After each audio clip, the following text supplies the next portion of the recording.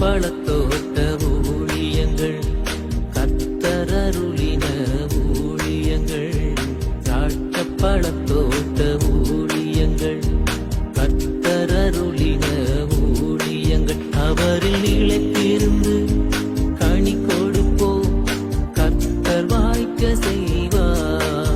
அவரில் நிலைத்திருந்து கனி கொடுப்போம், கத்தர் வாய்க்க செய்வார். துதி உமக்கே, துதி உமக்கே, துதி உமக்கே என்றுமே என்றும். துதி உமக்கே, துதி உமக்கே, துதி உமக்கே என்றுமே. சிறியவனை பொழுதிலிருந்தும் எளியவனை குப்பையிலிருந்தும் எடுத்து உயர்த்தி ராஜாக்களோடும் பிரபுக்களோடும் வந்திருக்க செய்கிற அருமை ஆண்டவர் இயேசு கிறிஸ்துவின் இனிதான நாமத்தினாலே சத்தத்தை கேட்கின்ற அனைத்து தேவனுடைய பிள்ளைகளுக்கும் என்னுடைய அன்பான வாழ்த்தல்கள். நீங்கள் இந்த நாளில் கோடா கோடியை பெருகுவீர்களாக, உடைய பிள்ளைகள் கோடா கோடியை பெருகுவார்களாக என்று வாழ்த்துகின்றேன், ஆசீர்வதிக்கின்றேன். பிரியத்துக்குரியவர்களே, தேவன் தன்னுடைய பிள்ளைகளுக்கு மிக சிறப்பானவைகளை அவர் ஆயத்தப்படுத்துகிறார். அது மாத்திரமல்ல, அவர் தன்னுடைய பிள்ளைகளை தப்புவிக்கிறவராக இருக்கின்றார். எப்படிப்பட்ட ஆபத்துகள் வந்தாலும், என்ன நாசமோசங்கள் வந்தாலும், எவ்வளவு எதிர்ப்புகள் வந்தாலும், நெருக்கடிகள் வந்தாலும், பஞ்சகாலங்கள் வந்தாலும், ராஜாக்கள் எதிராக நின்றாலும், இல்லாவிட்டால் எவ்வளவு சோதனையான காலங்கள் வந்தாலும், வியாதிகள் வந்தாலும், தேவன் தன்னுடைய பிள்ளைகளை தவறாமல் தப்புவிக்கிறவராக அவர் இருக்கின்றார். தானியேலை சிங்கங்களின் கெபிக்குள்ளாகி போட்டார்கள். மிக பயங்கரமான பசியான சிங்கங்கள் அங்கே இருந்தன. ஆனால் ஒரு சேதாரமும் தானியேலுக்கு வரவில்லை. ஏனென்றால் ஆண்டவர் சிங்கங்களின் வாய்களையும் கைகளையும் கால்களையும் கெட்டி போட்டார். அதை போலவே தானியேலுடைய நண்பர்கள், தானியேலுடைய ஜெப பார்ட்னர்ஸ், ப்ரேயர் பார்ட்னர்ஸ், அவங்களை தூக்கி அக்கினி சூளைக்குள்ளே போட்டாங்க. ஆனால் அங்கும் கூட ஆண்டவர் அக்கினி அவர்களை சுட்டரிக்க முடியாதபடிக்கு அந்த அக்கினியை தென்றல் காற்றாக மாற்றி போட்டார் என்று நான் காண்கிறோம். பிரியத்துக்குரியவர்களே, அதே தேவன்தான் இன்றைக்கு உங்களையும் கூட தப்புவிக்க அவர் விரும்புகிறார். இப்படிப்பட்ட ஒரு வியாதி வந்து விட்டதே, இப்படிப்பட்ட ஒரு சூழ்நிலைக்கு வந்து விட்டதே, கடன்காரனாய் ஆகிவிட்டேனே, எல்லாருக்கும் ஆகாதவனாய் நான் ஆகிவிட்டேனே, என்னை எப்படி கேவலமாய் பேசுகிறாங்க அப்படின்னு சொல்லி ஒரு அங்கலாய்ப்போடு கூட இந்த செய்தியை கேட்டுக்கொண்டிருக்கலாம். இந்த செய்தியை கேட்பேன், எனக்கு ஆண்டவர் ஆசீர்வாதம் தரணும், இல்லைன்னா நான் பைபிளை வாசிக்க மாட்டேன், ஆண்டவரை தேட மாட்டேன்னு சொல்லிட்டு இருக்கலாம். இல்லை, ஆண்டவர் நமக்கு தேவை. பிரியத்துக்குரியவர்களே, இந்த நாளிலே ஒரு அற்புதத்தை தேவன் உங்களுக்கு நிச்சயமாக செய்வார். உங்கள் சூழ்நிலைகளை எல்லாம் மாற்றுவதற்கு அவர் போதுமானவராக இருக்கிறார் என்கிற நல்ல செய்தியை உங்களுக்கு நான் அறிவிக்கும்படியாக விரும்புகிறேன். பிரியத்துக்குரியவர்களே, இந்த நாட்களில் நம்முடைய அடைக்கலான் குருவி எனப்பட்ட ஆவிக்குரிய முதியோர் எல்லாம் கட்டப்பட்டு சிறப்பாக நடந்து வருகிறது. இது மாத துவக்கம். இதான் சரியான நேரம் அடைக்கலான் குருவி இல்லத்தில் வந்து சேர. நிறைய அடைக்கலான் குருவிகள் உண்டு, எல்லாரும் பறந்து வாங்க. இந்த அடைக்கலான் குருவி உங்களை வரவேற்கிறது. எல்லா வசதிகளும் இருக்கிறது, மிக சிறப்பான உணவுகள் பரிமாறப்படுகிறது. ஒருவேளை பிள்ளைகள் வெளிநாட்டில் இருக்காங்க, வெளியூரில் கவனிக்க முடியும்னா உடனே கொண்டு வந்து சேர. கத்தர் சமாதானத்தை கட்டளிட்டார். ஒரு நாளைக்கு 3 நேரம் ஜெபம் நடக்குது, மிஸ் பண்ணிடாதீங்க, வாங்க. இங்கே தங்கியிருந்து வேலை செய்வதற்கும் ஆட்கள் தேவைப்படுறாங்க. சமையல்காரங்க, பாஸ்டர்ஸ், நர்சஸ்லாம் தேவைப்படுறாங்க. நல்ல உள்ளம் படைத்த அர்ப்பணிப்பான ஊழியம் செய்ய விரும்புகிற பிள்ளைகள் மாத்திரம் தொடர்பு கொள்ளலாம். பிரியத்துக்குரியவர்களே, உங்களுடைய பிள்ளைகளுக்கு பிறந்த நாள், திருமண நாள், இல்லைன்னா உங்களுடைய பெற்றோர்களுடைய தாத்தா பாட்டியோட நினைவு நாட்கள் இருந்தால் அங்கே இருப்பவர்களுக்கு நீங்கள் நல்ல உணவை அளிக்கலாம் என்பதை மகிழ்ச்சியோடு கூட தெரிவித்துக் கொள்ள விரும்புகிறேன். பிரியத்துக்குரியவர்கள், இந்த நாளில் நம்முடைய பிரயோஜனத்திற்காக ஆதியாகமம் 6ஆம் அதிகாரம் 14ஆம் வசனம் முதல், நீ கோப்பேர் மரத்தால் உனக்கு ஒரு பேலை உண்டாக்கு, அந்த பேலையை அறைகளை உண்டு பண்ணி அதை உள்ளும் புறம்புமாக கீழ்பூசு. பார்த்தீங்களா, ஆண்டவர் நோவா எனப்பட்ட தன்னுடைய மகனிடத்தில் ஆண்டவர் பேசுகிறார். தெரிந்து கொண்டார், நோவாவை ஆண்டவர் தெரிந்து கொண்டார். அந்த பூமி எல்லாம் கெட்டு போய் கொண்டது, ஜனங்கள் எல்லாம் கெட்டு போயிட்டு இருந்தாங்க, தவறு மேல் தவறு செஞ்சுட்டு இருந்தாங்க, பாவம் மேல பாவம் பண்ணிட்டு இருந்தாங்க. அவர்கள் மத்தியில் உத்தமமாய் வாழ்ந்த அந்த நோவாவுக்கு ஆண்டோடைய கண்களில் தயவு கிடைக்குது. வேறு பிரிக்கிறாரு, கூப்பிடுறாரு, மகனே நோவா, நீ கோப்பேர் மரத்தில் ஒரு பேலை உண்டாக்கு, கீழ்பூஸ், உள்ளும் புறமும் கீழ்பூஸ். இத்தனை அடி உயரம் இருக்கணும், இத்தனை அடி அகலம் இருக்கணும், அதை நீ இப்படி பண்ணணும் அப்படி பண்ணணும் என்று ஆண்டவர் திட்டமிட்டு அதை நோவாவிடத்தில் தெரியப்படுத்தி செய்யும்படியாக கட்டளையிட்டார் என்று நாம் காண்கின்றோம். பிரியத்துக்குரியவர்களே, இந்த நாளிலே இந்த வசனத்திலே நாம் நிறைய உண்மைகளை கற்றுக்கொள்கிறோம். ஒரு காரியம் என்னை தொட்டது. ஆண்டவர் ஒரு காரியத்தை செய்ய போவதற்கு முன்பதாகவே, அதற்கு பல நாட்கள் பல வருடங்களுக்கு முன்பதாகவே தன்னுடைய பிள்ளைகளை எப்படி காப்பாற்ற வேண்டும் என்று அவர் சிந்திக்க ஆரம்பிக்கிறார், திட்டமிட ஆரம்பிக்கிறார், அதை செயல்படுத்த ஆரம்பிக்கிறார். அதுதான் இதில் நம்ம கவனிக்க வேண்டிய ஒரு விஷயம். ஒரு பெரிய ஜலப்பிரளயம் வரப்போகுது, எல்லாருமே வாரிக்கொள்ளப்பட போகிறாங்க, உலகமே அழிய போகுது. ஆனால் தாம் பிள்ளை நோவா அங்கே இருக்கிறாரு, அவருடைய குடும்பம் இருக்குது, அதை பாதுகாக்கணும்னு சொல்லி ஆண்டவர் முதலாவதாகவே திட்டமிட ஆரம்பித்தார். ஒரு ஊரில் ஒரு அழிவு வரப்போகுது, ஒரு நாட்டுக்கு அழிவு வரப்போகுது, ஒரு இடத்துக்கு அழிவு வரப்போகுதுன்னா உங்களை எப்படி அதுலேருந்து காப்பாற்றணுங்கிறத ஆண்டவர் முதலாவதாகவே சிந்திக்கிறார். அந்தளவுக்கு உங்கள் மேலே ஆண்டவருக்கு பாசம் என்பதுதான் இதனால கற்று நம்ம கற்றுக் கொடுக்கின்ற ஒரு காரியம். இந்த இடத்துல இருந்தால் என் மகனும் சேர்ந்து வாரிக்கொள்ளப்படுவான், என் மகளுக்கும் ஆபத்து வந்துடும், வேண்டாம் அப்படின்னு சொல்லிட்டா ஆண்டவர் வேற இடத்துக்கு கொண்டு போயிடுறார். முதலாவதாகவே அவர் திட்டமிடுகிறார், என் பிள்ளை எப்படி பாதுகாக்கணும், என் பிள்ளை எப்படி ஆசீர்வதிக்கணும். எத்தனையோ பேர்கள் இருந்தாலும் உங்கள் மீது தான் ஆண்டவருக்கு பாசம் பார்த்தீர்களா? நான் ஸ்கூலில் படிக்கும் போது எங்கள் சார்மார் எனக்கு நிறைய கதை சொல்லுவாங்க. அந்த கதை எனக்கு ரொம்ப பிடிக்கும். ஏசப்பா மெசேஜ் கொடுக்கும் பொழுதும் நிறைய கதையை சொன்னாங்க. அப்படித்தானே, ஒரு ஊர்லேயே ஒரு பெரிய ஆழமான கிணறு, நிறைய பிள்ளைங்க சுற்றி விளையாடிட்டு இருக்காங்க. ஒரு பையன் உள்ளே விழுந்துடுறான். எல்லாரும் பார்த்து ஐயோ பையன் உள்ளே மூழ்கிட்டு இருக்கான் கதறாங்க. ஊரே கூடிடுது, எல்லாரும் அவனை பார்க்குறாங்க. ஒருத்தர் உள்ளே குதிச்சு அவனை காப்பாற்றணும்னு நினைக்கல. அப்போ ஒருத்தர் வராரு, அவர் டமால் பையன் மூழ்கிட்டு இருக்காருன்னு உள்ளே குதிக்கிறாரு, காப்பாற்றி வெளியே கொண்டு வந்துடுறாரு. மிக ஆழமான கிணறு, யாருமே உள்ளே குதிக்க பயப்படுவாங்க, உயிர் போயிடும் இல்லையா, உயிர் பையன் எவ்வளோ இருக்கும் எல்லாருக்கும். ஆனால் அவர் வெற்றிகரமாக அந்த பையனை வெளியே கொண்டு வந்துடுறாரு. அப்போ கேட்குறாங்க, ஐயா அவரை பார்த்து கேட்குறாங்க, எல்லாரும் குதிக்க பயப்படும் போது நீங்கள் ஒரு நிமிஷத்தில் குதித்து பையனை காப்பாற்றிட்டீங்களே, என்ன விஷயம் அப்படின்னு கேட்குறேன். இப்போ அவர் சொல்கிறாரு, வேற ஒன்றும் இல்லையா, அது என் மகன், நான் தகப்பேன், அதனால தான் நான் குதித்து காப்பாற்றினேன். எல்லாரும் பார்த்து பாவப்பட்டாங்க, வருத்தப்பட்டாங்க, ஒன்றும் செய்யலை. ஆனால் மகன் உள்ள விழுந்திருக்கான்னு தகப்பன் பார்க்குறாரு, குதிக்கிறாரு, காப்பாற்றி கொண்டு வர்றாரு. தான் தகப்பனுடைய பாசம். இந்த உலகத்தில் 10,000 கோடி மக்கள் வசிக்கலாம், 100 கோடி மக்கள் வசிக்கலாம், 1000 கோடி மக்கள் வசிக்கலாம். ஆனால் அவருடைய பிள்ளைகளாகிய என்னையும் உங்களையும் தான் ஆண்டவர் கவனிச்சுக்கிட்டே இருக்கிறார், பார்த்துக்கிட்டே இருக்கிறார். தேவனுடைய அன்பு, தெய்வத்துடைய அன்பு என்பது மிக பெரிதானது. அந்த அன்பு நீள ஆழ அகலம் அறிய முடியாதது, உண்மையானது, மாறாதது. அதை ஒருபொழுதும் யாரும் நம்மிடத்துக்கு எடுக்க முடியாது. பிரியத்துக்குரியவர்களே, இந்த அன்பு ஒரு ஆசீர்வாதமான ஒரு அன்பு. இந்த அன்பிலே ஒரு நாளும் மாயம் இல்லை, ஒரு நாளும் பொய் இல்லை. இந்த அன்பு ஒரு நாள் உங்களை விட்டு எடுபடாது. இந்த அன்பு மிகப்பெரியது. இயேசுவின் அன்பு மிகப்பெரியது. சிலுவையின் அன்பு அதைவிட மிக பெரிதானது. பிரியத்துக்குரியவர்களே, ஆனாலும் இந்த அன்பையா இன்றைக்கு வாலிபர்கள் தேடுறாங்க. இந்த அன்பு பின்னாலே ஒரு கூட்டம் வருது. இல்லை இல்லை, இந்த உலகம் மாயைகளின் பின்பாக சென்று கொண்டிருக்கிறது. வாலிபனே, வாலிப மகளே, பொய்யான மாயையை பற்றி கொள்ளாது, அந்த அன்பை நம்பாது, அதுதான் பெரியது என்று நம்பாது. இல்லவே இல்லை. இயேசு கிறிஸ்துவின் அன்பு மிக பெரிதானது என்பதை நீ மனதிலே கொள்ள வேண்டும் என்று உன்னை அன்போடு கூட அழைக்கிறேன். ஒரு நாளில் வாலிப வயதிலே நான் இருக்கின்ற பொழுது, நான் வாலிப வயதிலே இருக்கிற பொழுது என்னுடைய ஆவிக்கிற தகப்பனாகிய பெரும் மதிப்பிற்குரிய திரு வின்சென்ட் ஐயா என்கிட்ட இயேசு உன்னை அதிகமாக நேசிக்கிறார் சொன்ன பொழுது, ஹவ் இட் இஸ், அது எப்படி அப்படின்னு சொல்லி கேட்டு, நீ ஜெபித்துப்பார், முழங்கால் படிக்கிட்டு ஜெபித்துப்பார், இப்பொழுது இயேசுடைய அன்பு பெரிதானது என்பது நீ கண்டுகொள்வாய் என்று சொன்னார். இரவு 9 மணிக்கு ஹாஸ்டலில் வெளியே வர்றதுக்கு பெர்மிஷன் முடிஞ்சு போய் பெல் அடிச்சிருவாங்க. எல்லாரும் சைலன்ஸாக ஆரம்பிக்கும், எல்லாம் ரூமுக்குள்ளே இருக்கணும், ஒன்று படிக்கணும், எல்லாம் தூங்கணும். அந்த 9 மணிக்கு தான் நான் முழங்கால் படிக்கிடுவேன். 10, 11, 12 மணி வரைக்கும் ஜெபிப்பேன். தினந்தோறும் நான் ஜெபித்தேன். ஆண்டவரே, உங்களுடைய அன்பு பெரிதானது என்று எதன் வைத்து நீ சொல்லுகிறீர்? உங்களுடைய அன்பு எப்படி பெரிதானது என்று எப்படி நான் கண்டுபிடிக்க முடியும் என்று கேட்டேன். ஒரு வாரம் கழித்து ஜெபித்த பொழுது கல்வாரி காட்சியை ஆண்டவர் காண்பித்தார். சிலுவையில் ஆண்டவர் தொங்குவதையும் ரத்தம் பாய்ந்தோடுவதையும் கண்ட பொழுது கதறினேன்.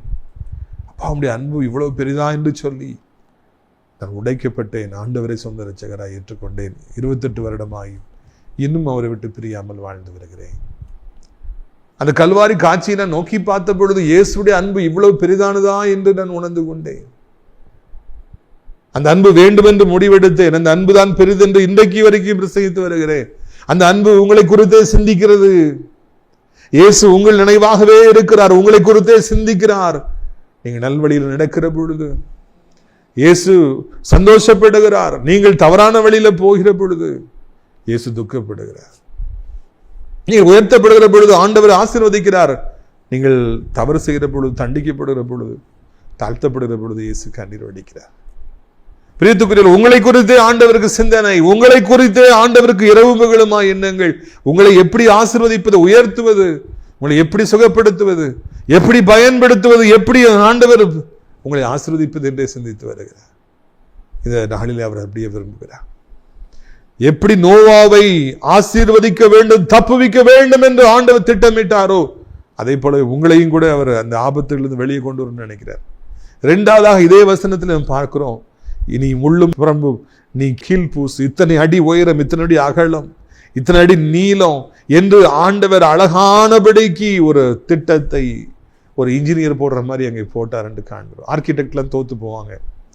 கப்பல் என்றே தெரியாது மக்களுக்கு, மழை என்றாலே மக்களுக்கு தெரியாது. அந்த நாட்களில் பூமியில மழை பெய்ததே இல்லை. அந்த காலகட்டத்தில் ஆண்டவர் அங்கே இத்தனை அடிக்கு ஒரு கப்பலை நீ கட்ட வேண்டும், கீழ் பூச வேண்டும்.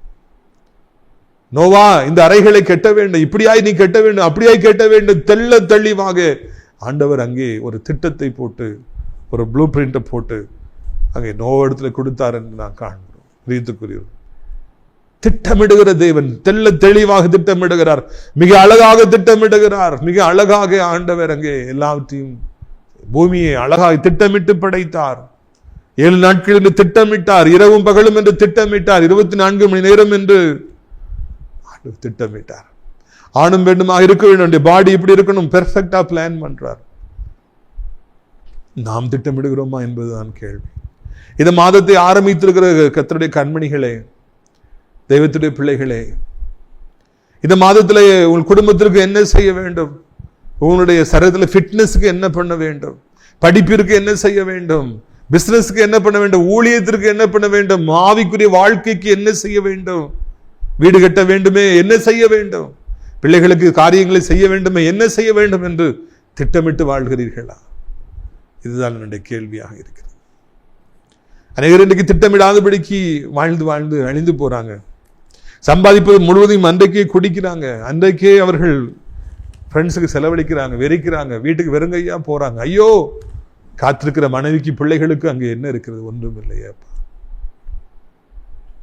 இதைத்தான் இந்த நாளிலே நாம் காண்கிறோம். பிரியத்துக்குரியவர்களே, நம்முடைய வாழ்விலே திட்டமிடுவதில் அவசியமாக இருக்கிறது. 24 மணி நேரத்தை எப்படி ஸ்பெண்ட் பண்ணணும், ஜெப நேரத்தில் என்ன ஜெபிக்கணும், எதற்காக ஜெபிக்க வேணும், என்ன காரியத்தை ஆண்டவர்கிட்ட கேட்கணும், ஜெபம் பண்ணா கூட திட்டமிட்டு ஜெபிக்க வேண்டும்.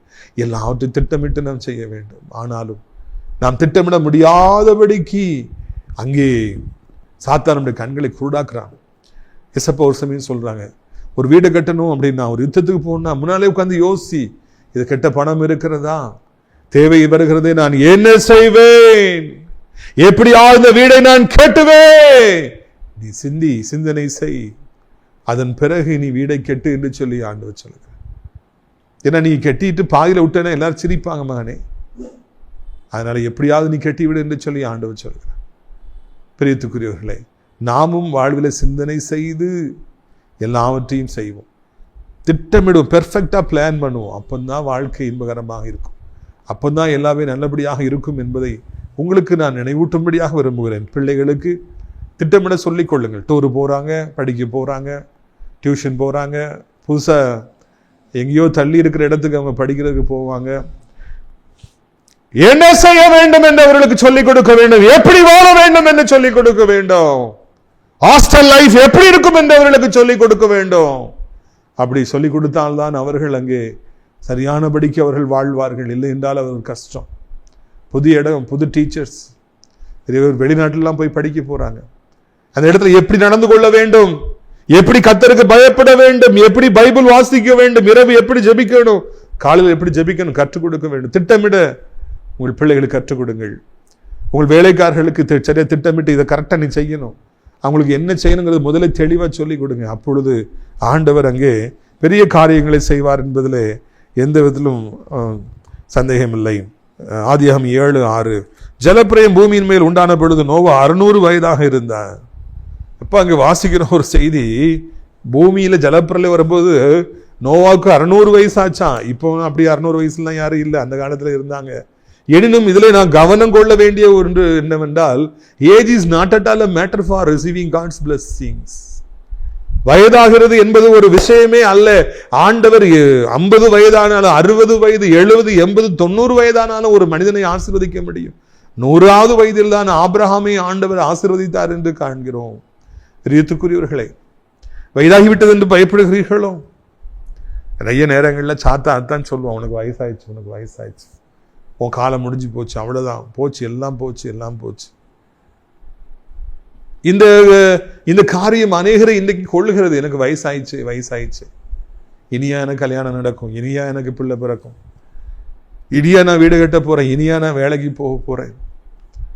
மனிதர்களால் ஏற்றுக்கொள்ள முடியாத ஒன்று அவர்களுக்கு வயதாகிறது என்பது. நீங்கள் விரும்பினாலும் விரும்பாவிட்டாலும் காலச்சக்கரங்கள் உருண்டோடி கொண்டேதான் இருக்கும். மனிதர்களுக்கு வயதாகி கொண்டேதான் இருக்கும். அதை யாரும் தடுக்க முடியாது என்பதை புரிந்து கொள்ளுங்கள். ஆனால் தேவனோடு நாம் இருக்கும் பொழுது எத்தனை காலங்கள் ஓடினாலும், எத்தனை காலச்சக்கரம் உருண்டோடினாலும், எத்தனை வருடங்கள் ஆனாலும் நாம் பயப்பட வேண்டுங்கிற அவசியம் இல்லை அல்லவா? நோவாக்கு 600 வயசான பொழுது அவர் பயப்பட வேண்டுங்கிற அவசியம் இல்லை.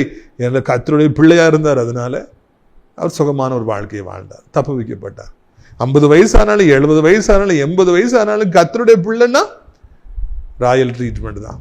எதுக்கும் பயப்படுங்கிற அவசியமே இல்லை. செல்வ செழிப்பான ஒரு வாழ்க்கையை, சுகமான வாழ்க்கை, வியாதி இல்லாத வாழ்க்கையை, தத்தளிக்க பண்ணுவார் யாரும் இல்லாத ஒரு வாழ்க்கையை ஆண்டவர் எத்தனை வயசானாலும் கொடுக்காரு. 40 வயசாயிடுச்சு, 50 வயசாயிடுச்சு, சுகர் வந்துருச்சு பிரதர், ஐயோ அப்படி ஆயிடுச்சு, இப்படி ஆயிடுச்சு. தேவனுடைய பிள்ளைகளுக்கு சுகரே வராது, பிரஷரே வராது. தேவனுடைய பிள்ளைகளுக்கு எந்த ஆபத்தும் வரவே வராது. ஏனென்றால் கர்த்தர் நம்மோடு இருக்கிற பொழுது எத்தனை வயசானாலும் சரி இந்த வாலிபத்து பலனை அவர் தருகிறார். 103வது சங்கீதத்தில் வாசிக்கிறோம், ஞாபகம் இருக்கிறதா? கழுகு சமானமாய் உன் வயது வாழ வயதா. நமக்கு வாலிபமாக தான் இருக்கும், வயசு ஆனாலும் வாலிபமாக தான் இருக்கும். நம்மளை இந்த ஏஜ் நம்மளை பலகீனப்படுத்த முடியாது. மோசேக்கு 120 வயசானாலும் அவர் பலன் குன்றவில்லை, கால்கள் கைகள் தடுமாறல, அவர் கண்ணு சொல்லி அது பலன் இல்லாம போகல, தெளிவா இருந்துச்சு, பிரைட்டா இருந்துச்சுன்னு சொல்லி பாசிக்க. கேட்ராக்ட் அவருக்கு வரல, ஹார்ட் அட்டாக் அவருக்கு வரல, கிட்னி ஃபெயிலியர் ஆகல. கர்த்தர் எந்த வியாதிக்கும் அனுமதி கொடுக்கவில்லை. மோசையை தொட அந்த கிழட்டுத்தனத்துக்கும் அவர் அதிகாரத்தை கொடுக்கல. மோசே வாலிபத்தோடு இருந்தார், 120 வயதுல பலத்தோடு இருந்தார் என்பது எவ்வளவு நல்ல செய்தியாக இருக்கிறது. அது உங்களுக்கும் அப்படியே நல்ல செய்தியாக இருக்கிறது. நீங்கள் வாலிபத்தோடு கூட இருப்பீர்கள்.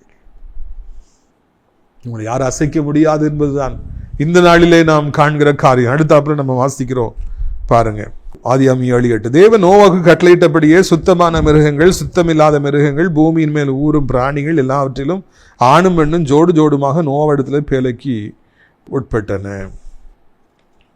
பார்த்தீங்களா, அவங்க ஃபேமிலியை ஆண்டவர் பிரவேசிக்க பண்றாரு. நோவாவுடைய ஒய்ஃப், பிள்ளைங்க, மருமக்கள் பேலைக்குள்ள போகணுங்கிறாங்க. அடுத்தாப்புல நம்ம பார்க்குறோம், ஊரும் பிராணிகள், மிருகங்கள், பறவைகள் எல்லாத்தையும் ஜோடு ஜோடா நீ உள்ள ஏத்து.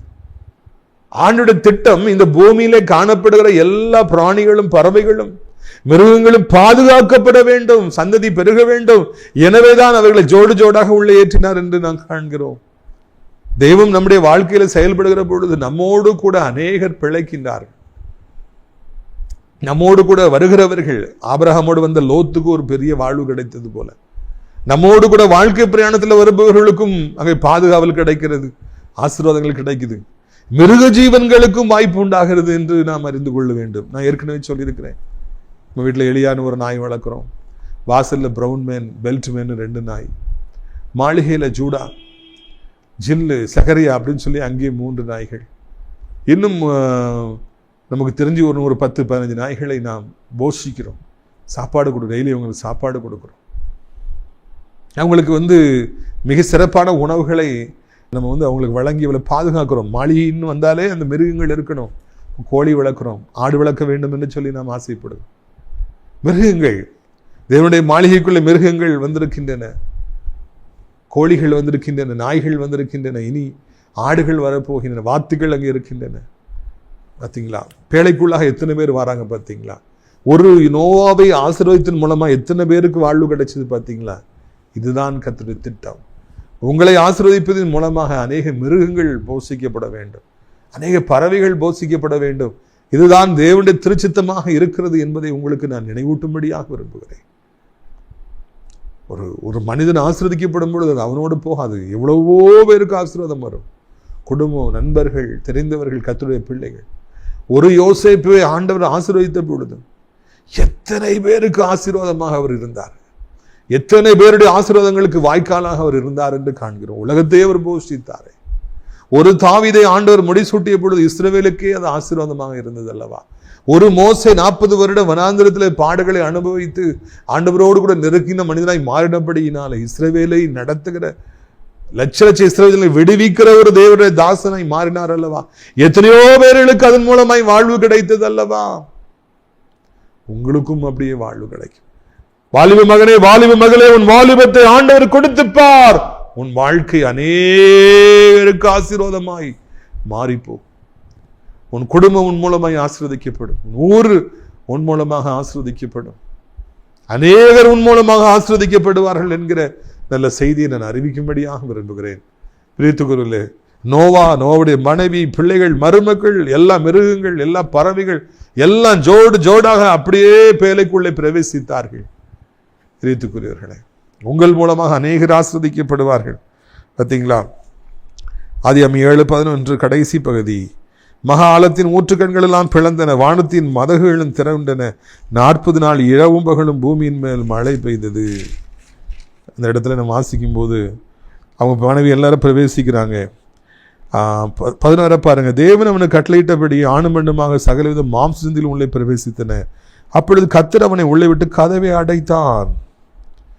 எல்லாரும் உள்ள போகன்னு சொல்லி காண்டல ஷிப்பை வந்து லாக் பண்ணி விட்டுறாரு. அந்த கீ தான் வச்சுக்கிறார்.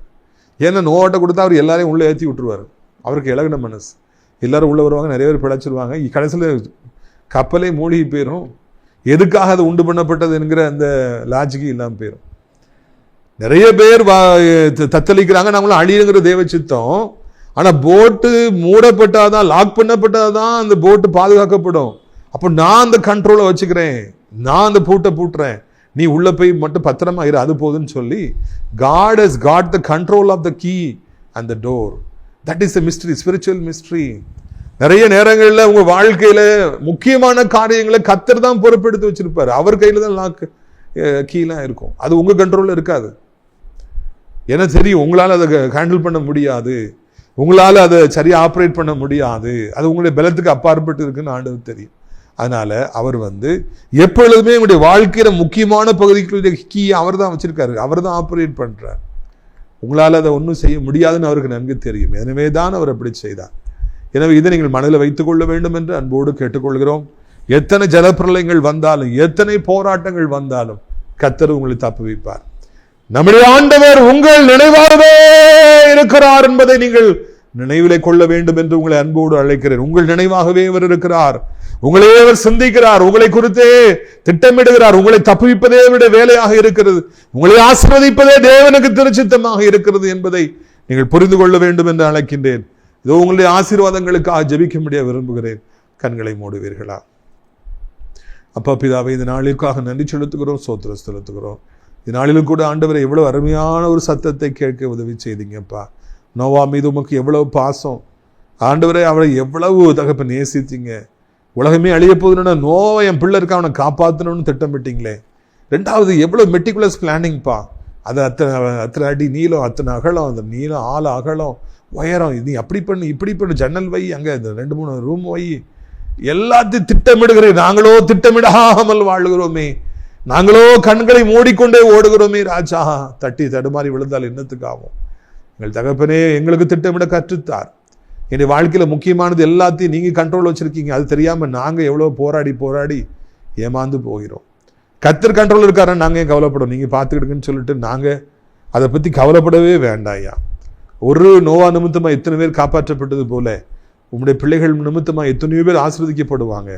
இந்த அன்பு மகன் மூலமாக, மகள் மூலமாக, எத்தனையோ பேர் இந்த புதிய மாதத்தில் ஆசீர்வதிக்கப்பட இருக்காங்க. நன்றி அப்பா. தேவகரம் தாங்கட்டும், தேவபலன் தாங்கட்டும். இந்த நாளில் இணைந்து ஜெபிக்கிற பிள்ளைகள் வியாதிப்பட்டிருப்பார்கள் என்றால் ஆண்டவரே எப்படியாவது சுகத்தை தார். முக்கியமாக டயாலிசிஸ் பண்றவங்களுக்கெல்லாம் புது கிட்னிகளை பொருத்தி விடுதலை தாருங்க. கட்டிகள் இருக்கும் என்றால் கட்டிகளை மறைய பண்ணுங்க. புண்கள் இருக்கும் என்றால் புண்களை மறைய பண்ணுங்க. செயல்படாத அவயங்கள் இருக்கும் என்றால் இப்பொழுது இயேசுவின் நாமத்தினால் வல்லமை புறப்பட்டு சென்று பழுதாகி கிடக்கிற அந்த இன்ஜினை மறுபடியும் ஸ்டார்ட் பண்ணுங்க. தகப்பனே அந்த அவயங்களை செயல்பட வைங்கப்பா. பெற்றோருடைய கண்ணீரை பாருங்க. மரண படுக்கையில் இருப்பவர்களை உயிரோடு கூட எழுப்புங்க. சாப்பிட முடியலையா, தூங்க முடியலையா, நடக்க முடியலையா, வேலை செய்ய முடியலையா, ஐயோ எனக்கு ஒரு மாதிரி பண்ணுது, ஒவ்வொருவருக்கும் உதவி செய்யுங்க. மூச்சு குழாய்கிட்ட அடைப்பை எடுத்து போடுங்க. ஒரு நாள் ஹார்ட் அட்டாக் வந்து ஸ்ட்ரோக் வந்து யாரும் வாரிக்கொள்ளாதபடிக்கு பாதுகாத்துக் கொள்ளுங்க. கொடிய விபத்துகள்லேருந்து நம்முடைய பிள்ளைகளை பாதுகாத்துக் கொள்ளுங்க. பொல்லாத மனிதர்கள்ட்ட பாதுகாத்துக் கொள்ளுங்க. அன்று கடன் பாரங்கள் நெருக்குதையா, ஐயோ அந்த வட்டி இந்த வட்டி நான் என்ன செய்வேன், எங்க போவேன்னு சொல்லி தடுமாறுகிற பிள்ளைகள் ஒவ்வொருவருக்கும் என் ஆண்டவர் இந்த நாளிலே ஒரு அற்புதத்தை செய்யும். இப்பொழுது ஒரு அற்புதத்தை செய்யும். இப்பொழுது ஒரு அற்புதத்தை செய்யும்.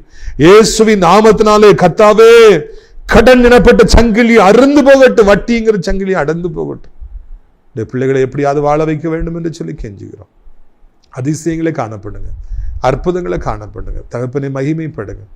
ஆண்டவரே போதைக்கு அடிமைப்பட்டுக்கிற பிள்ளைகளை விடுவீங்கப்பா. எத்தனை பேர் நாசமாகி போகிறாங்க. குடி நாட்டுக்கு வீட்டுக்கு எல்லாத்துக்கும் கேடு. போதை கஞ்சா. ஆண்டவரே கஞ்சா பிஸ்னஸ் பண்ணுறவங்கள சந்திங்க. அது எவ்வளோ பெரிய சாபங்கிறத அவங்க புரிந்து கொள்ள உதவி செய்யுங்க. எங்கள் தகப்பனே நீங்கள் இந்த நாளில் தகப்பனே சோத்திரங்க. வாலிபத்து பிள்ளைகள் செல்ஃபோனுக்கு அடிமையாய், பைக்கு அடிமையாய், ஆண்டவரே அவங்களாம் நீங்கள் தான் விடுவிக்க வேணும்னு சொல்லி கெஞ்சுகிறோம். வயதானவர் கீழே விழுந்து விடாதபடி, எலும்புகள் முறிந்து விடாதபடி 2 கைகளால் ஏந்தி கொள்ளுங்க. நீண்ட காலமாக கவர்மெண்ட் ஜாப் காத்திருக்கிற பிள்ளைங்க, வேலை காத்திருக்கிற பிள்ளைங்க, டிரான்ஸ்ஃபர் காத்திருக்கிற பிள்ளைங்க, ப்ரமோஷன் காத்திருக்கிற பிள்ளைகளுக்கு உதவி செய்யுங்க. வீடு கட்ட உதவி செய்யுங்க. திருமணமாகாமல் குழந்தை இல்லாமல் இருக்கிறவர்களுக்கு உதவி செய்யுங்க. பொருத்தனையோடு ஜெபிக்கிற பிள்ளைகளுக்கு உதவி செய்யுங்க. இந்த வீடு விற்கணும், இந்த நிலம் விற்கணும்னு சொல்லி ஜெபிக்கிறவங்களுக்கு உதவி செய்யுங்க. கோர்ட்டு கேஸ் வழக்குகளுக்கு ஒரு முடிவை கொண்டு வாருங்க ரஜா. நாளில் கூட எந்த நிலைமையிலுடைய பிள்ளைகள் இருந்தாலும் அவர்களுக்கு நீங்கள் உதவி செய்யுங்க. எத்தனை தேவைகள் இருந்தாலும் சந்திங்க. புதிய அகாடமிக் இயருக்குள்ள புதிய காலேஜுக்கு போயிருக்கிற பிள்ளைகளுக்கு உங்களுக்கு பயப்படுற பயத்தை தாருங்க. காலை லைஃப் என்பது கர்த்தரை தேடுவதற்கு, என்ஜாய் பண்ணுவதற்காக அல்ல என்பதை ஒரு புரிந்து கொள்ள உதவி செய்யுங்க. ஆண்டவரே சோத்திரமையா, தன் பிள்ளைகளுக்காக பேர பிள்ளைகள் கண்ணீரோடு ஜெபிக்கிற பெற்றோருக்கு ஜெபிக்கிறோம். அப்படி கண்ணீரை கண்டு அவர்களுக்கு நீங்கள் உதவி செய்யுங்க. ஆண்டவரே உலகம் இருக்கிற அத்தனை நாடுகளையும் ஆசீர்வதிங்க. தகப்பனே அமைதி சமானம் உண்டாகட்டும். எங்கள் தாய் திருநாடு இந்தியாவிற்காக ஜெபிக்கிறோம். அனைத்து மக்களுக்காக ஜெபிக்கிறோம். முக்கியமாக இதனுடைய பிள்ளைகள், ஆலயங்கள், திருச்சபைகள், ஊழியக்காரர்கள், பாஸ்டர்ஸ் எல்லாருக்காக ஜெபிக்கிறோம்.